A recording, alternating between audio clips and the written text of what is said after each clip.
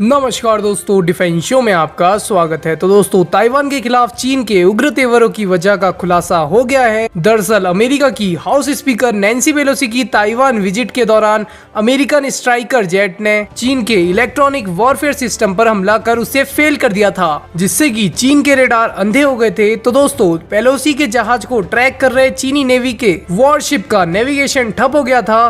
Pelosi की Taiwan यात्रा के दौरान चीन और अमेरिका भयंकर जंग से जूझ रहे थे और इस जंग का एहसास दुनिया के बाकी देशों को था, लेकिन असलियत में इस जंग में अमेरिका ने चीन को घुटनों पर आने को मजबूर कर दिया। अमेरिका ने चीन को दिखा दिया कि इलेक्ट्रॉनिक वॉरफेयर के मामले में उसका कोई सामना नहीं कर सकता। और दोस्तों, मैं आपको बता दूं कि शी जिनपिंग की सरकार अभी भी अमेरिका के हाथों हुई इस बड़ी हार को पचा नहीं पा रही है, इसीलिए लगातार ताइवान को उकसाने की कार्रवाई के निर्देश दिए जा रहे हैं। तो दोस्तों, ध्यान देने वाली बात यह है कि Xi Jinping Chinese military commission के अध्यक्ष हैं और आपातकाल में सेना को किसी भी प्रकार के हमले का आदेश देने का अधिकार सिर्फ उन्हीं के पास है। और शी जिनपिंग ने तीनों सेनाओं को ये आदेश दिया था कि पेलोसी का विमान किसी भी हालत में ताइपे में नहीं उतरना चाहिए। इसके लिए चीनी सेना ने कड़ी तैयारी भी की थी। चीनी नौसेना और वायुसेना लगातार पेलोसी के विमान को ट्रैक कर रही थी। तो दोस्तों, वहीं पेंटागन ने पेलोसी के विमान की हिफाजत के लिए एक स्ट्राइकर ग्रुप के फाइटर जेट्स को भेजा था और इन फाइटर जेट्स ने फिजिकल स्ट्राइक ना करके इलेक्ट्रॉनिक स्ट्राइक की और जमीन, आसमान और समुद्री ट्रैकिंग सिस्टम को ही नहीं बल्कि चीन के निगरानी और खुफिया सैटेलाइट्स को भी अंधा कर दिया था। दोस्तों, चीन के मिलिट्री सोर्सेज ने ये बात कबूल भी कर ली है कि पेलोसी के ताइवान विजिट से पहले और बाद में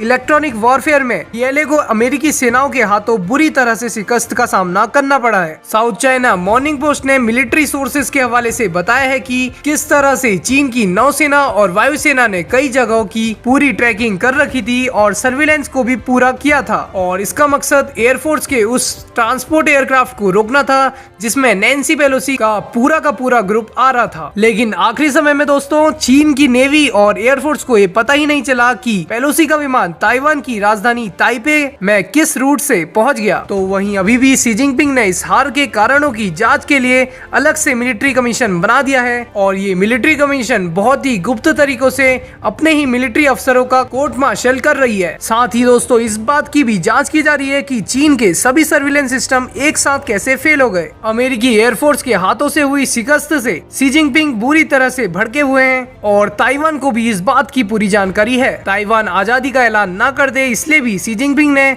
अपनी फौजों को आदेश दिया है कि ताइवान पर दबाव बनाकर रखा जाए। हालांकि चीन जो करना चाहता था वो तो नहीं कर पाया, लेकिन चीन की सारी पोल खुलकर दुनिया के सामने आ गई है। हालांकि दोस्तों, आपकी क्या राय है इस पूरे मुद्दे पर कमेंट बॉक्स में जरूर बताएं। साथ ही लेटेस्ट खबरों के लिए चैनल को भी जरूर सब्सक्राइब कर लीजिए। फिलहाल के लिए इस वीडियो में बस इतना ही। जय हिंद, वंदे मातरम।